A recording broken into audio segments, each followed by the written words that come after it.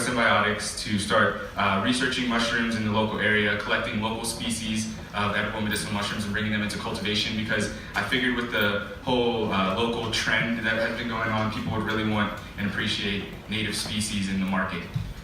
So I started collecting these wild strains, and then I heard about the Telluride Mushroom Festival, and I was like, whoa, that sounds awesome.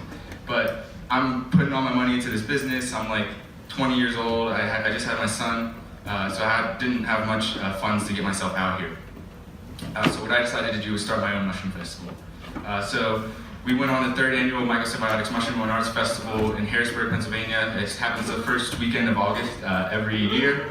This year we had over 140 attendees. We found over 160 species of mushrooms, identified over 100 species of mushrooms, had wonderful presenters from all over the Northeast and Mid-Atlantic. Even Alex Dorr, he's signing books down there today. He came and presented on microremediation. And even Bill Russell came out. He wrote the authoritative book on Pennsylvania mushrooms. So we have a lot of fun camping. Everybody eats lots of mushrooms. And at the first MycoSymbiotics Mushroom and Arts Festival in 2015, my friend Charlie Aller, we gave him the nickname Charliceps, he found a Cordyceps militaris.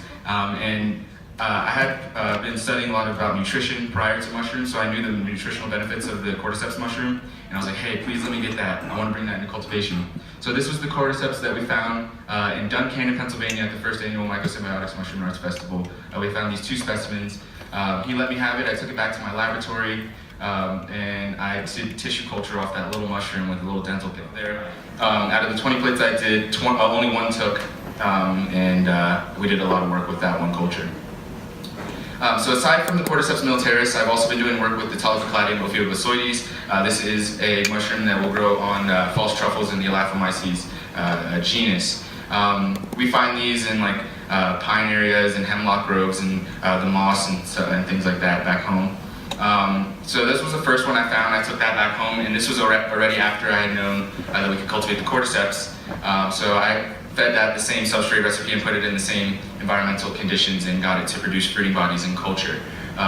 So this is very promising, as this mushroom has shown some benefits for prostate health, as well as it's a nootropic mushroom that can enhance cognitive function. So just a little bit about the cordyceps mushroom. It is an ascomycete.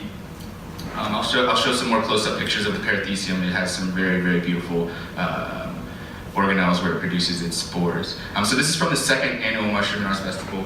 Alex Dorr actually found a couple cordyceps that year. Every year in August, it's like cordyceps season back home. It's very easy to find a lot of these mushrooms. So we just get a big group of people out and we go look for these cordyceps mushrooms now, so that we can add more genetics to the growing community of cultivators that I will get into. So when working with the wild cordyceps mushrooms, there's one thing to keep in note, that Cordyceps militaris is macroscopically identical to a couple other species of cordyceps mushrooms. So we have the Cordyceps pseudomilitaris, Cordyceps roseostromata, and Cordyceps cardinalis. These all look macroscopically identical. You can identify them differently under a microscope, but what we have done is equipped our laboratory with genetic analysis equipment so that we can start doing DNA analysis of not only these mushrooms, but other mushrooms we find, especially like Pleurotus mushrooms. There's so many Pleurotus mushrooms. They're not all Ostreatus. So it's important that we can start doing this, because I believe that we can all start finding lots of new mushrooms. So this is another cordyceps that we found in Duncannon area in the Michaud State Forest. We found this while we were harvesting, just driving down looking for honey mushrooms on the side of the road. We jumped out to go get this big honey patch, and there was a cordyceps mushroom right in the pine duff there. So this is some of the equipment that we have that we're utilizing for genetic analysis. We're going to be getting more into this winter and early next spring, but I've been working with some friends that run this company called the Odin out of California, and they sell used lab equipment, so we were able to get this very affordably. So yeah, the life cycle of Cordyceps militaris. This picture is really old. It's actually from 1837, which is really cool. People have been having an understanding of Cordyceps for a while. They even had the understanding that it was growing from the pupae of an insect. Cordyceps militaris has the most wide distribution of any cordyceps species on the amount of other insects that it can grow on. It grows on a wide variety of Lepidopteran, larvae, pupae, and even the moth or butterfly, and it will also grow on different beetles and their larvae and pupae as well. So in this picture, it also has a zoomed in view of the parathecium, the little organelles where the ascospores are produced. So Cordyceps militaris do this weird thing. I think the only one that does it is bipolar heterothallism. They have a lot of different sexual partners, and they need the perfect two to produce fertile offspring. And they also go through a process of anamorphing, where they'll actually change into a whole different species. The cordyceps will morph into mold species. I don't fully understand the ecological role of this. My brain understands it as maybe they live as a soil fungus until they have an appropriate environment or come into the contact with the insect that they want to choose as their host. But they can turn into the soil fungus, the soil fungi, Simplicillum and Licanicillum. So if you want the proper, beautiful club-shaped parathecial stromata, then you're going to need two proper mating types. Otherwise, what we see a lot in Thailand, and I'm not sure exactly why this is. I definitely need to travel there to study it a little bit more. But most of the cordyceps that are in cultivation in like Thailand, Vietnam, China are all non-fertile. They're producing fruit bodies that have no spores. So this is Cordyceps sex. These are a bunch of ascospores germinating with each other under the microscope. So this is what I do at night. But yeah, we have another beautiful depiction from Theodore Homskoid School. I'm Denmark, jeez. But yeah, they classify it as Clavaria militaris. So if you search Clavaria militaris, you can find some really awesome old cordyceps pictures. And this one actually shows it growing on pupae and some larvae as well. This molecule is a little bit weird. It's kind of facing a little bit of a different direction than that one. But that one over there is cordycepin, and this one is adenine, and these are two of the most the premium molecules that humans desire from the cordyceps mushroom. The cordycepin is so similar to adenosine triphosphate that it can actually get into the cells and perform similar functions of energy production on a mitochondrial level. So this is very powerful. This is one of the reasons we attribute the energy-enhancing effects to the cordyceps mushroom. And then the adenine is a nucleobase. I like to think of this mushroom as like a DNA-type mushroom. It produces a lot of like nucleobases and things that will help protect your DNA and help you to replicate DNA. And then we have the gold tank lease. So this was my gateway into cordyceps cultivation. There was a gentleman, not this gentleman here, but a gentleman by the name of Tewat Tapinke. His family was the first family that began research and development of cordyceps cultivation in Thailand sometime in the 90s. So if you search, if you do the translation of the Thai, the way that the Thai people refer to Cordyceps militaris, it'll come out as like gold tank lease or gold tank rental or something along those lines. I don't understand why. There's a lot of interesting translations from Thai, but I find this one pretty funny. This gentleman, I believe he runs Fruitville Farms. He cultivates a lot of different produce, and he also has a cordyceps farm going there. A lot of people are cultivating cordyceps in bottles. I'll definitely show you guys a lot more pictures. But here you can see this very smooth stromata. It has no parathecium on it. This is very common in Asian cultivation. We have these non-fertile strains. From some of the things that I've seen, which is mostly from YouTube, this is really how I learned how to cultivate cordyceps mushrooms, was from watching foreign YouTube videos that I couldn't understand anything that they were saying. I just watched them, what they were doing, and then I started doing it too.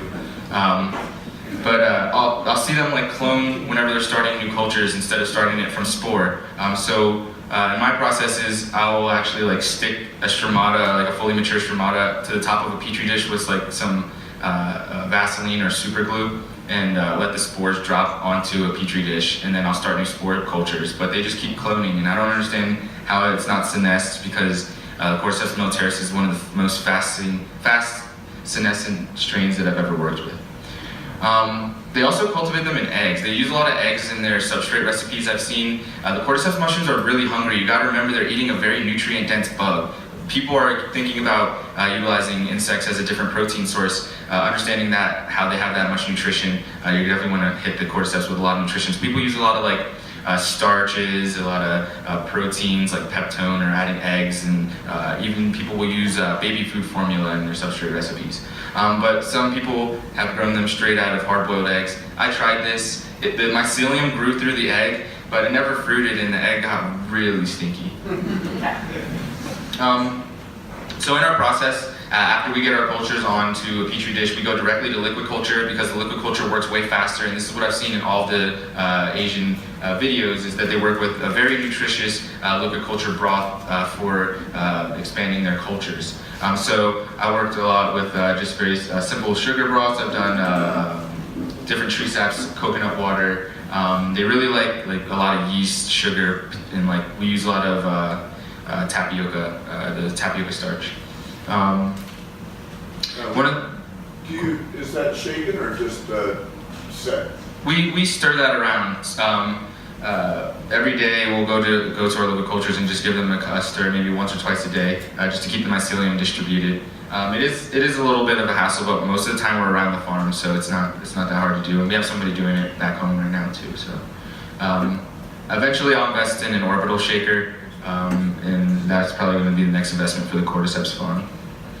Another cool thing you can do with the liquid culture is actually extract the mycelium itself. The thing that happens when you extract the mycelium and remove the liquid is that you wash away a lot of valuable enzymes and metabolites that were floating around in the liquid. But you can utilize this mycelium. It has a lot of medicinal compounds.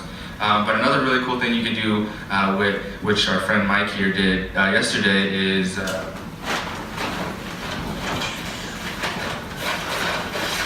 just put the whole liquid culture into some dough and make Cordyceps liquid culture bread. So that's what this is right here, and I'm going to enjoy that later.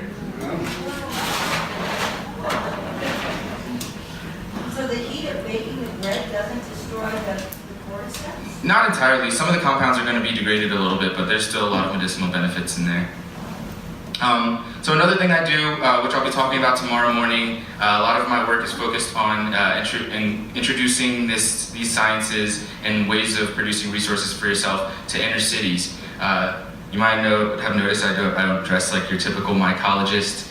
I don't look like your typical mycologist. I don't often see a lot of people that look like me when I come to events like this. But I utilize the information that I get and I take it directly into the inner cities and utilize my ability to speak to different people and get these sciences to the place where they're most needed and help people to produce resources for themselves where it's most needed. So I've been working on very low-tech techniques for cultivating the cordyceps, and this is a PF cake that is utilized biochar instead of vermiculite because vermiculite's being mined, and we try and be conscious of these kinds of things. So we rinse the biochar to modulate the pH, and then we just run a typical PF Tech cake in a large stock pot. You don't even need a pressure cooker. It's a simple brown rice flour mixed with the vermiculite, and the cordyceps will grow off of this. Cordyceps militaris will fruit from white rice, but if you wanted to have the complex molecular compounds at higher levels that you want, you definitely need to add more nutrition into the substrate. So this is what substrate preparation looks like. We add grains, and then we make a big nutrient broth, and then we fill up the jars with the nutrient broth. We only use the bottom because the cordyceps actually grow in the jar, so we need some space for the cordyceps to grow.